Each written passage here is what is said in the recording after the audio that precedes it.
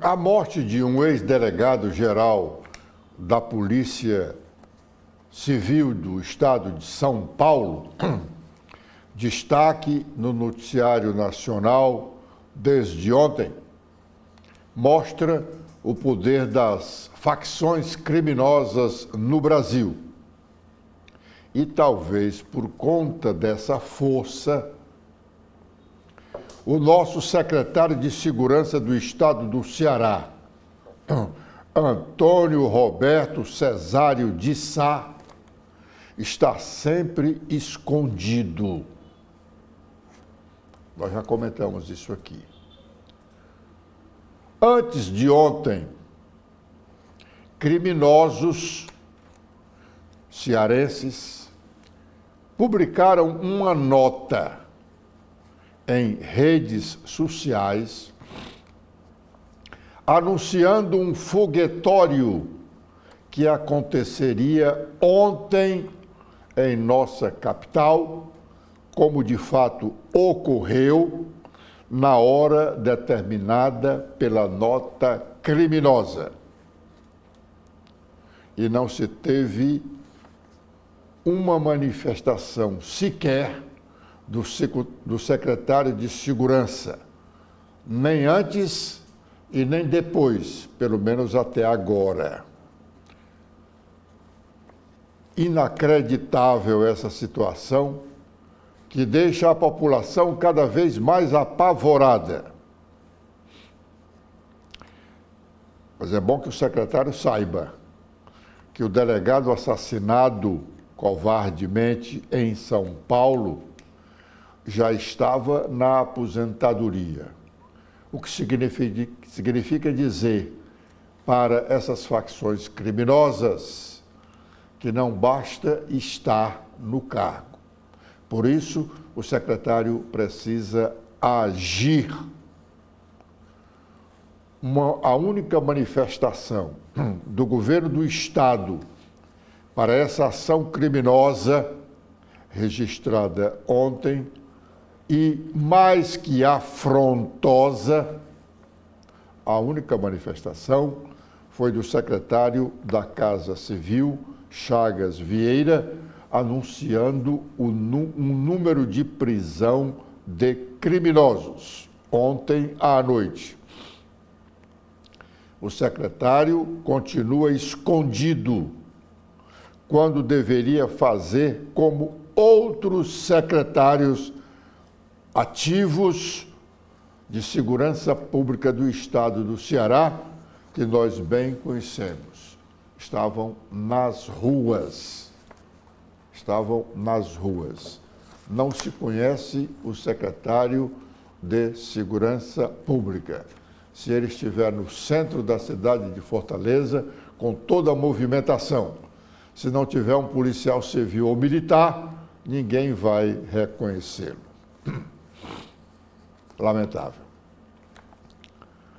E o movimento em defesa de uma lei de anistia que possa beneficiar o ex-presidente Bolsonaro, condenado a 27 anos de prisão por decisão do Supremo Tribunal Federal.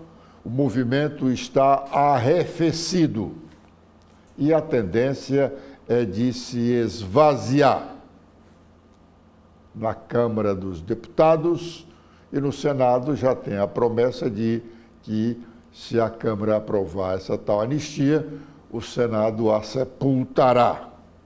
É o caso parecido com aquelas comoções pela morte de alguma personalidade ilustre, quando, depois da missa do sétimo dia, vem o esquecimento profundo.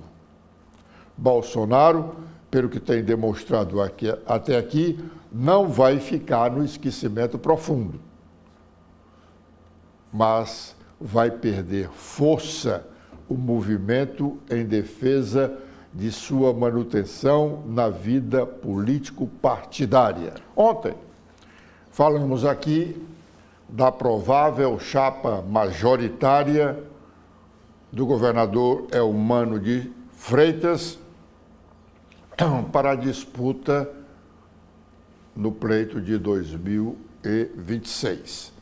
Com ele é o Mano para a reeleição e os deputados federais Eunício Oliveira e Júnior Mano para o Senado, estando faltando apenas o nome do candidato a vice de Eumano de Freitas. Em razão do nosso comentário, recebemos do deputado federal Eunício Oliveira, já agora pela manhã, a seguinte mensagem. Sua informação está corretíssima. Só que, no caso Júnior Mano, depende desse problema com a Polícia Federal e o Supremo.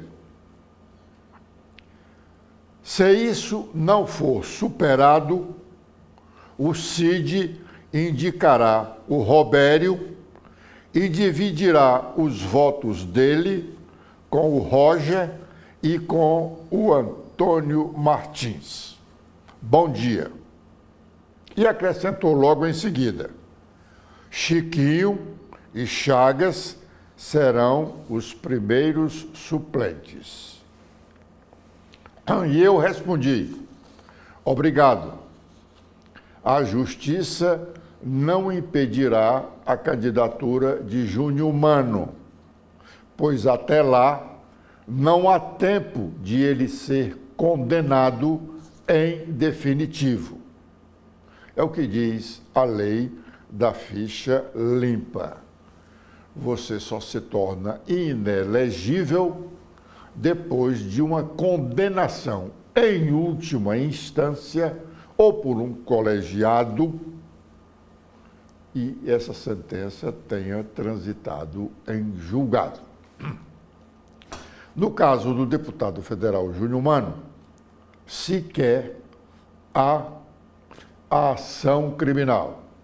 O que acontece no momento é uma investigação feita pela Polícia Federal sob o controle do Ministério Público Federal por determinação do ministro Gilmar Mendes do Supremo Tribunal Federal. Mesmo que o ministro Gilmar Mendes, como se supõe, possa vir a decretar a prisão preventiva do deputado federal Júnior Mano por desvio de recursos de emendas parlamentares, mesmo assim ele não se torna inelegível, porque a inelegibilidade só se dá depois da condenação por um colegiado que tenha transitado em julgado. Bom, mas com relação às duas outras observações, ele diz, o deputado diz que se não der certo a candidatura do Júnior Mano, o senador Cid Gomes, que é o patrono da candidatura ou da provável candidatura de Júnior Mano, indicaria para o Senado o nome do deputado federal Robério Monteiro, um dos deputados com uma boa votação na região do Acaraú, e indicaria 2 nomes para herdarem os seus votos, o Roger e o Antônio Martins. Bom, isso aí é uma especulação que está sendo feita pelo deputado federal Eunício Oliveira. Quanto aos 2 primeiros suplentes, ele diz que um é suplente de um, outro é suplente do outro, ele não diz quem é suplente de quem, mas ele diz que o Chiquinho Feitosa e o Chagas Vieira serão os primeiros suplentes. Aqui subentende-se que Chiquinho seria o primeiro suplente de Eunício Oliveira e Chagas o suplente do Júnior Mano. Essa história de indicação de primeiro suplente nas chapas de candidato ao Senado vem ocorrendo aqui no Ceará há algum tempo. É porque há uma desconfiança muito grande entre os apoiadores dos candidatos ao Senado que, por conta dessa desconfiança, o próprio candidato exige que o seu primeiro suplente seja uma pessoa muito ligada àquela liderança que ele desconfia que vai traí-lo. Foi assim com o próprio Eunício, quando foi candidato ao Senado pela primeira vez, que o primeiro suplente dele foi o primeiro assessor da Luiziane Lins, hoje diretor-geral do Detran, o Catânio.